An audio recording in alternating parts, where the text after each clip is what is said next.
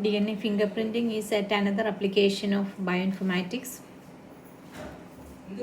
DNA fingerprinting is otherwise termed as DNA profiling.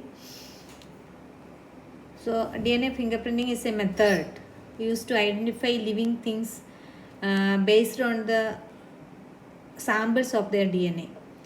Like instead of looking into the whole sequence of a person's DNA, which is a very difficult process, this DNA fingerprinting actually look at the presence of or absence of common markers that can be quickly and easily identified. So it was actually invented by Alec Jeffreys in 1985. DNA fingerprinting typically relies on short tandem repeats STR, which are unique to individuals.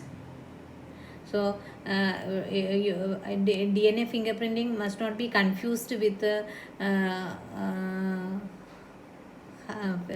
fingerprints of hands or like the retina identification or etc. So DNA fingerprinting is a method which goes into the molecular level of to take out the DNA and examine it for searching for a particular markers or presence of certain sequences in the DNA. So this that is why it is called a DNA testing or DNA profiling. What are the different stages that are performed in this technique? So first of all, the DNA has been extracted from the cells. The cells are broken down and DNA is being taken out of the cell membranes is being broken and DNA sample is being collected from the nucleus. And if a required amount of DNA could not be collected, then we go for something called PCR amplification, that is polymerase chain reaction, where adequate sample can be made from it. So this is called the amplification of the sample. Now this is by with the help of DNA polymerase, and PCR amplification is an optional step.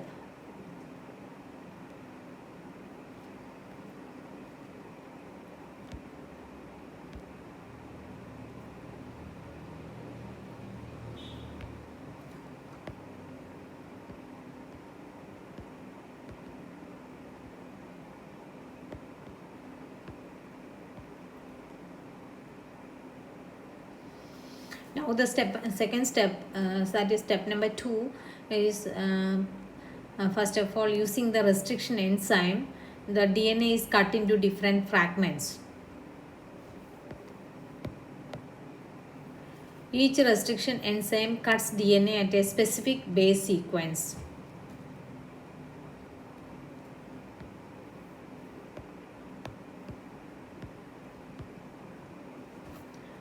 Sections of DNA that are cut out are called restriction fragments. This yields thousands of restriction fragments of all different sizes because the base sequence being cut may be far apart, long fragment, or close together, short fragment. Gel electrophoresis is a brilliant technology that separates molecules by size. Gel is a material that molecules can pass through, but only it is at a very low speed. So fragments are separated on the basis of size using gel electrophoresis. DNA fragments are injected into wells, as can be seen from this picture, and electric current is being applied along the gel material, agarose gel. By cathode and anode connections at both ends of the agarose gel.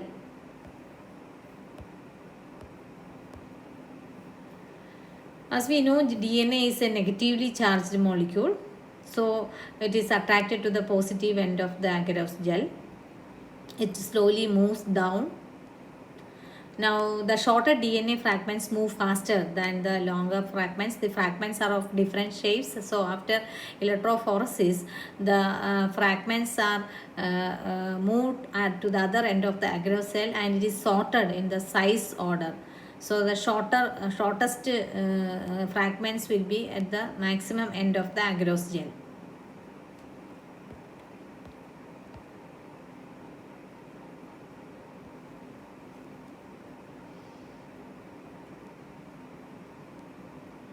Now, a radioactive material is added which combines with the DNA fragment to produce a fluorescent image. So, this can be done with the treatment of a radioactive probe. A chemical is a radioactive, which means that it will create a visible record when exposed to X-ray paper. So, the method of blotting DNA fragments onto nitrocellulose paper and then treating it with a radioactive probe was discovered by a scientist named E. Southern. So hence the name Southern blotting technique. So this technique is called Southern blotting technique. The last step of the process is to turn information from the DNA fragments into a visible record. This is done by exposing the blotting paper with its radioactive DNA bands to an X-ray film.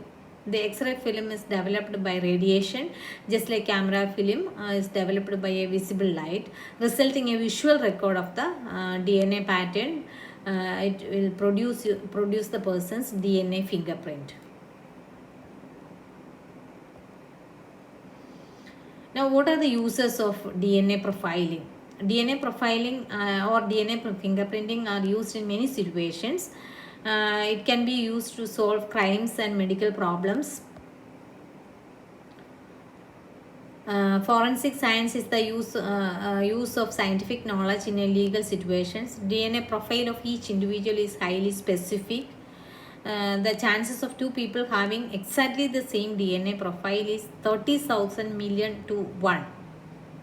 So the error factor is very, very, very low in the case of DNA fingerprinting, and this is not the case of, except for identical twins. It will be entirely different.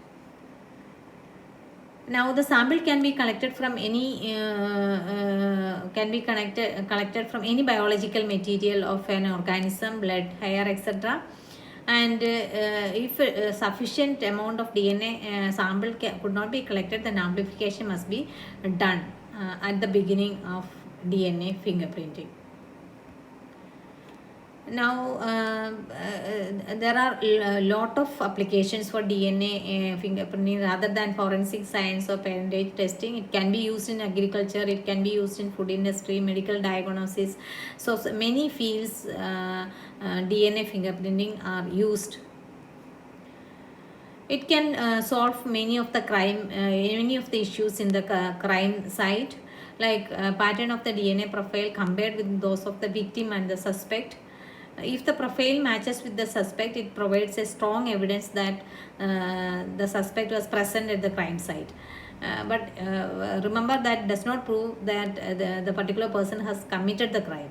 Only the presence will be identified. If the profile doesn't match the suspect, then the suspect may be eliminated from the inquiry. So suppose a violent murder is occurred. The forensic team retrieved a blood sample from the crime scene. They prepared DNA profiles of the blood sample, the victim and a suspect as follows. Like here you have different blood samples. Victim, if the victim's profile matches with the given sample, then the suspect at the is present at the crime site or not can be identified. Similarly, solving many medical problems like DNA profiles can be used to determine whether a particular person is the parent of a child. So paternity or maternity can be determined by DNA profiling. Lot of situations, this DNA profiling can be used for paternity or maternity testing. So by comparing the DNA profile of a mother and her child, it is possible to identify DNA fragments in the child which are absent from the mother and must therefore have been inherited from the biological father. So likewise, we can find out whether the father is the actual biological father of the child. So similarly, we can have different applications for DNA profiling or DNA fingerprinting.